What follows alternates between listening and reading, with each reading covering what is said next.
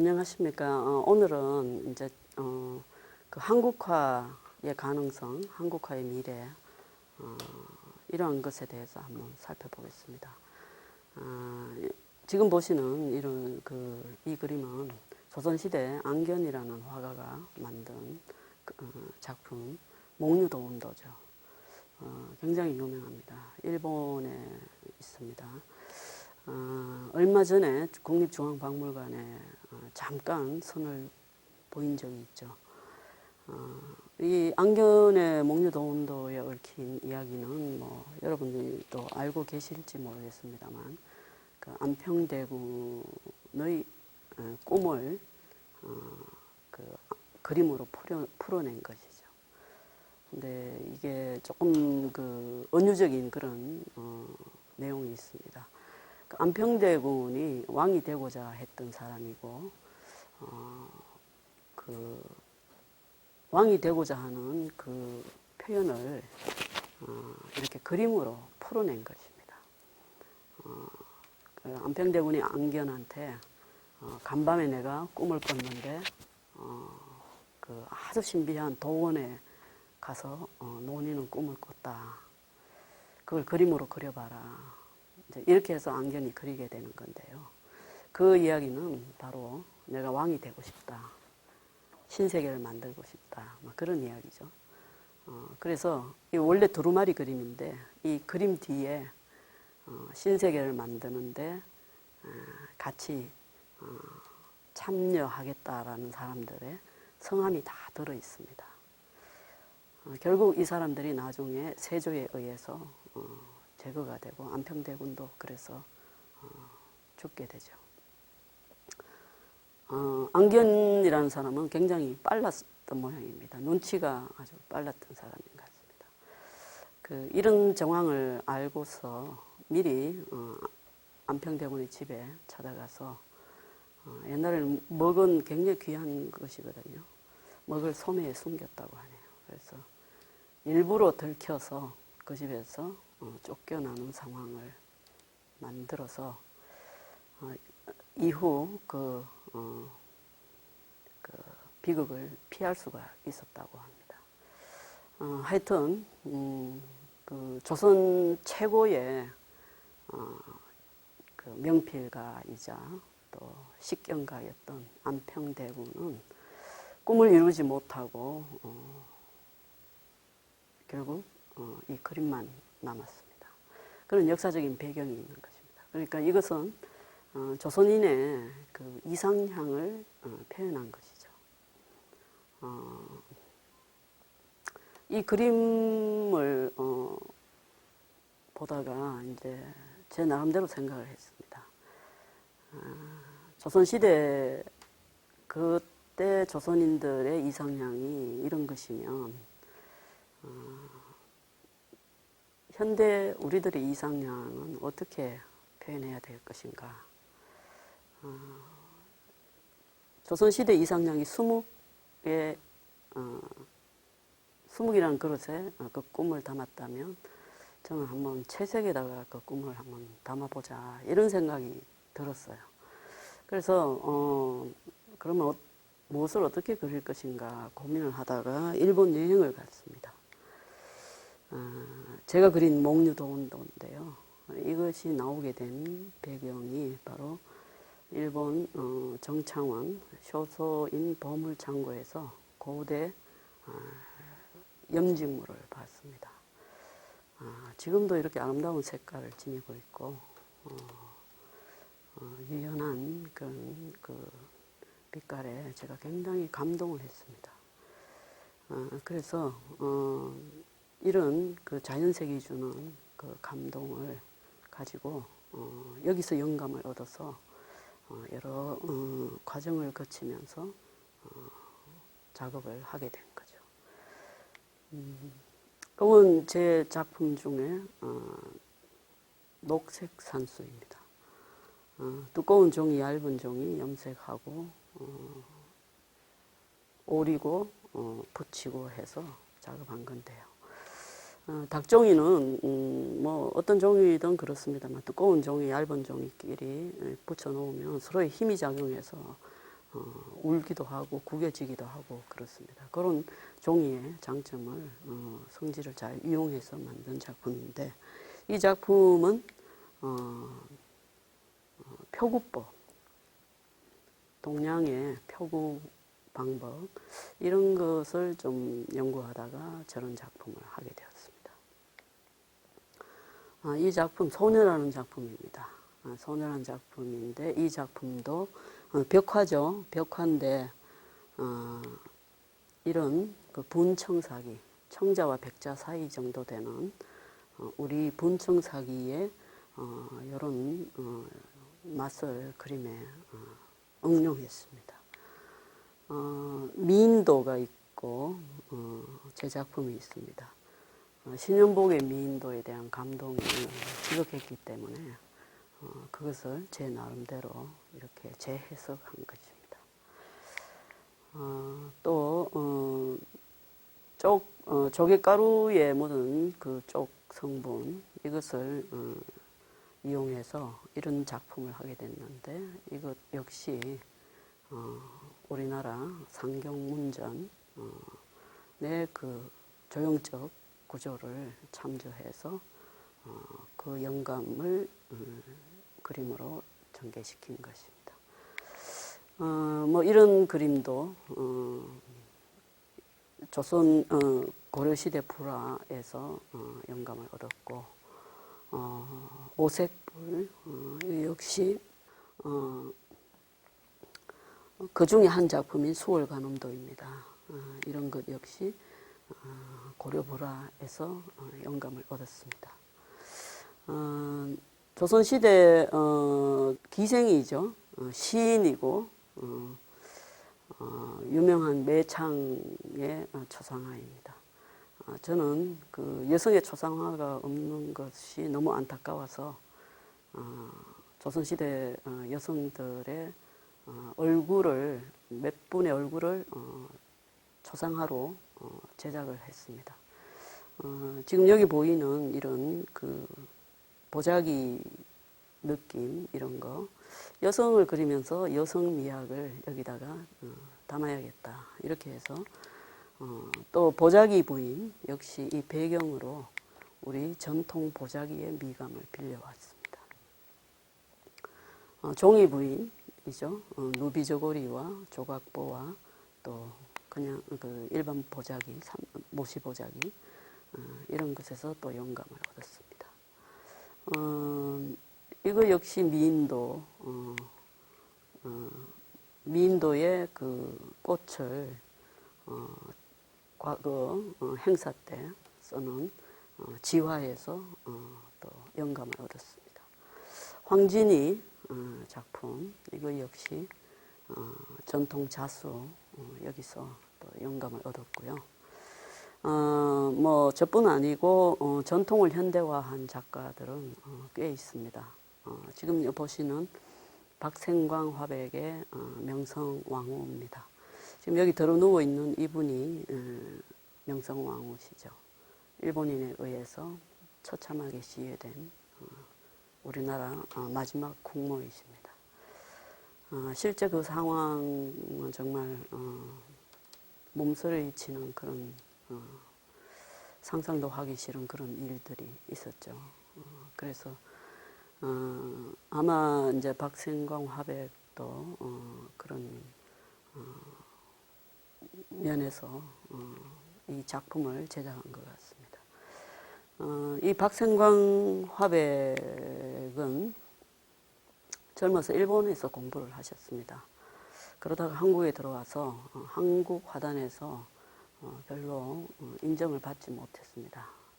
그 당시 한국은 그 일본에 대한 그 혐오감이 워낙 심했던 상황이었기 때문에 이분의 그 당시 그림들이 좀 일본화의 경향이 있다 이래서 좀 많이 배척을 당하셨던 편인데요. 이분이 연세가 드셔가지고 작품 세계가 확 바뀌었습니다. 나이가 60이 넘어서 자기의 작품 세계를 바꿔놓는다는 것은 거의 불가능한 일이죠. 그러나 이분은 뭐 듣기에 의하면 청담 스님이 가까운 친구셨다고 합니다. 청담 스님께서 이런 작품을 할 수 있는 그런 멘트를 주셨다고 하네요. 그래서 그 우리나라 전통 무속회와 여기서 영감을 얻어서 이런 작품을 하셨습니다. 근데 이 작품을 하실 때도 거의 인정을 못 받으셨죠. 이상한 무속 그림 그린다, 천박하다, 뭐 이런 천대를 좀 받으셨던 것 같습니다. 근데 그 당시 어떤 일이 있었느냐 하면 국립 현대미술관에 프랑스의 프랑스 그 미술관의 관장님이 오셨습니다. 오셔가지고 그 국립현대미술관에 소장된 작품들을 좀 보여달라고 하셨다네요. 그래서 그 작품들을 보시면서 왜 당신들의 정서가 들어간 그림은 없느냐. 여기서 나는 한국적인 그림은 도저히 찾아보지를 못하겠다. 이렇게 이제 실망을 하시니까 미술관 측에서 이제 외부 평론가들 또 섭외를 해서 급히 외부 작가들 작품을 그분한테 갖다 보여드렸답니다. 그분이 박생광 화백의 그림을 보고 바로 이거다. 이렇게 해서 이분이 프랑스에서 그 상젤리제 거리에 이 사람의 배너가 붙고 엄청난 개인전을 거기서 하게 된 겁니다. 그래서 우리나라 미술사에도 이름이 올려지게 됐죠. 우리가 꼭 외국인의 눈을 통해서만 우리를 판단할 수 있는 것인가? 이것도 반성해야 될 문제인 것 같고요. 그리고 그동안 경제 개발에 온 관심을 치중하다 보니까 정말 우리 자신의 정체에 대해서는 너무 몰랐던 거 아닌가.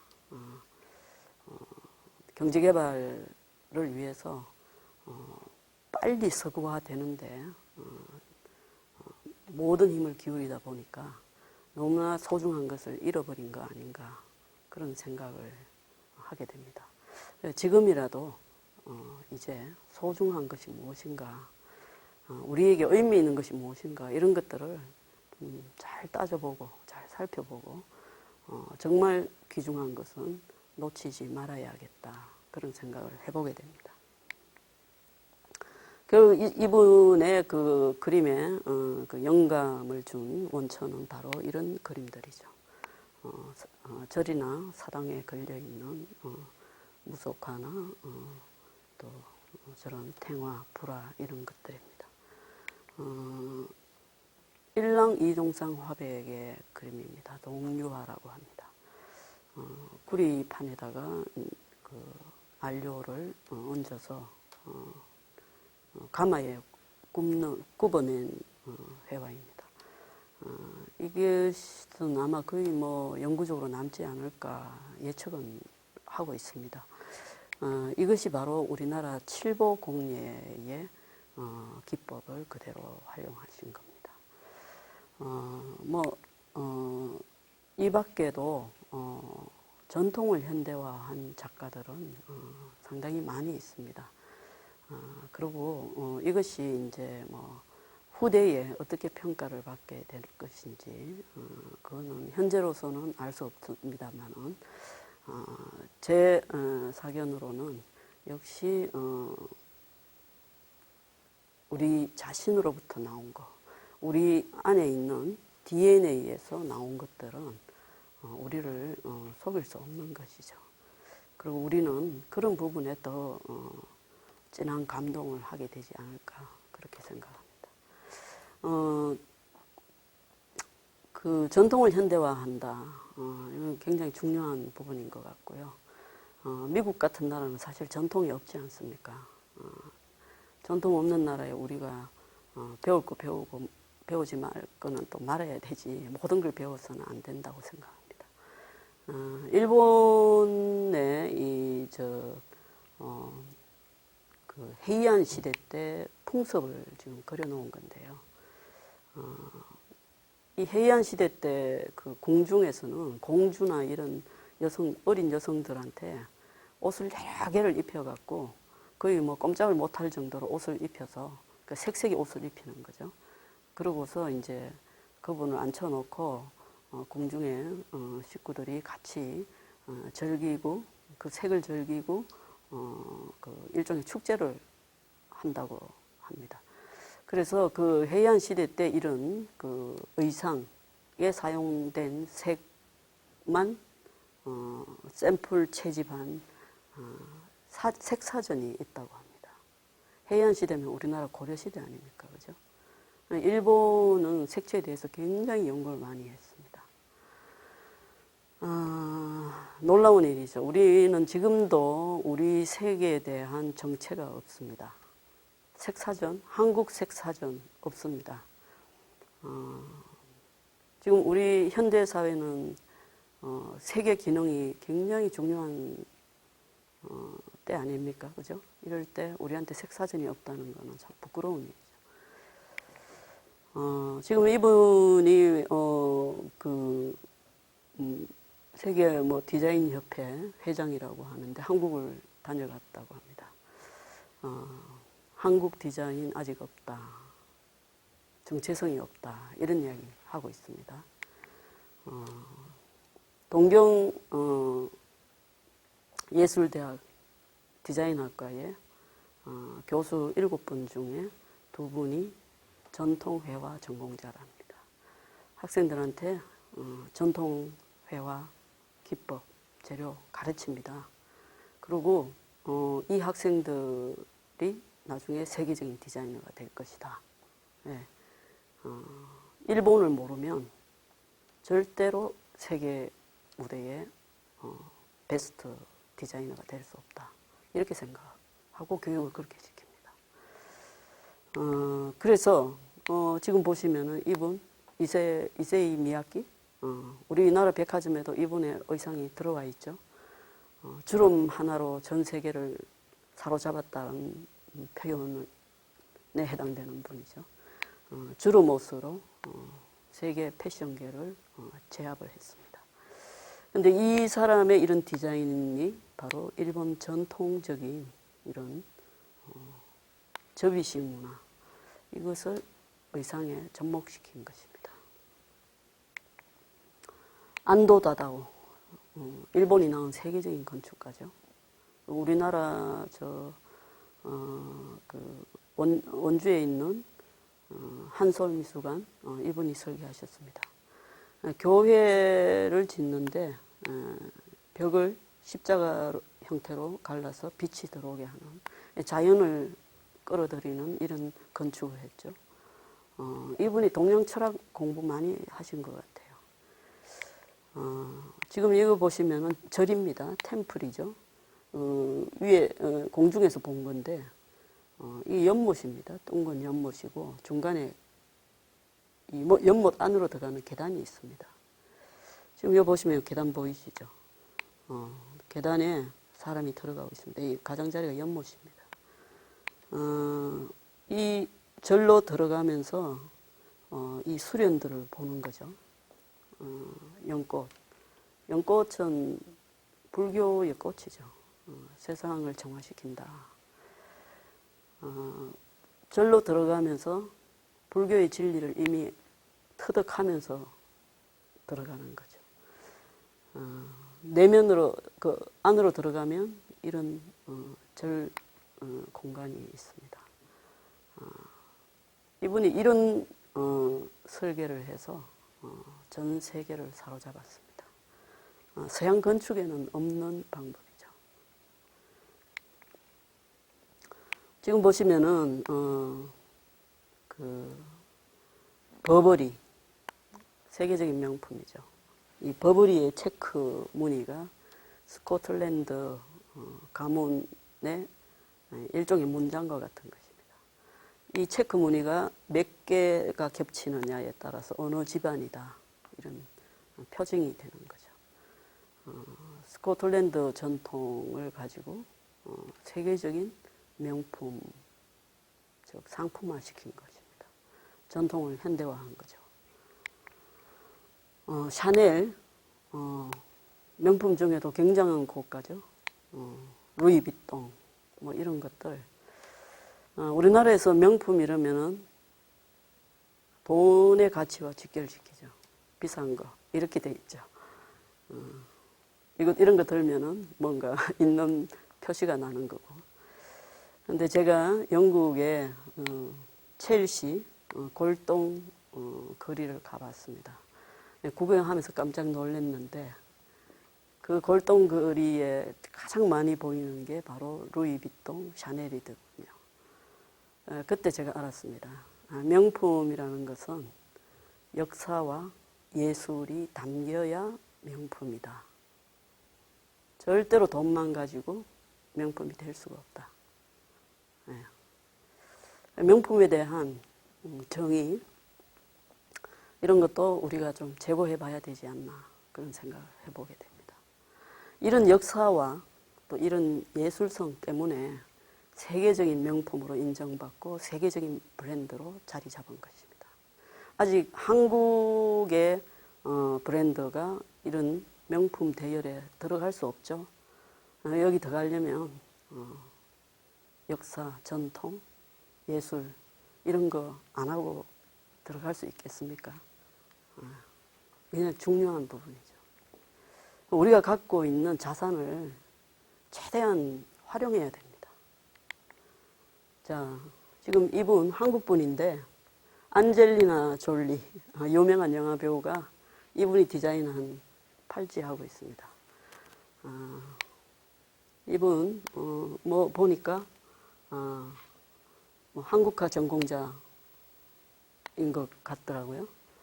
우연히 까르띠에 디자이너 모집에 지원을 했다가 이렇게 잘하고 있답니다. 이분들이 서양 사람들이 원하는 거는 이런 동양적인 감각이거든요.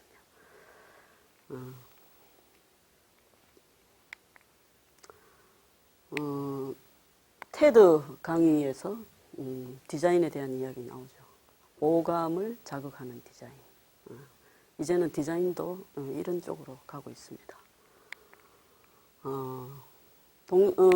하버드에서 가장 인기 있는 강좌를 하시는 강사 선생님. 예. 하버드 교수상을 받았다.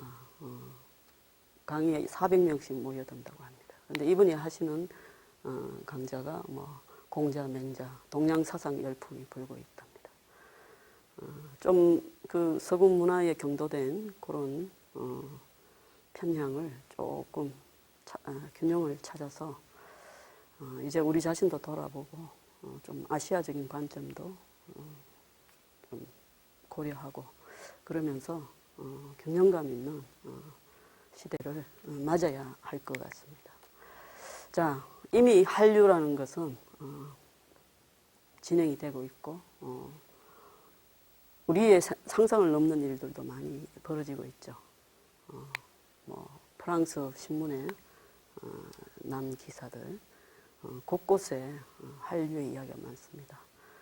그러나 이것이 뭐 드라마나 또 팝 이런 데서만 그쳐서는 안 되겠죠. 뿌리 문화에서도 한류 바람이 불어야 할 것 같습니다. 머지않아 또 우리가 이제 통일을 기대하고 있지 않습니까? 통일이 되면 또 대한민국이 그만큼 또 강해질 것이고 그때 우리가 또 무엇을 할 수 있는가 이런 것도 지금 생각을 좀 해야 될 것 같습니다. 이제 그 분단 국가의 사고 이런 것보다는 통일된 하나의 나라에서 추구할 수 있는 그런 가치들, 역사, 정통 이런 것들 한번 염두에 두시고 미래의 모습이 과연 어떻게 전개될 것인가 그러한 고민과 좀 연결을 시켜서 좋은 시대, 좋은 시간을 여러분들이 맞이하시기 바랍니다. 감사합니다.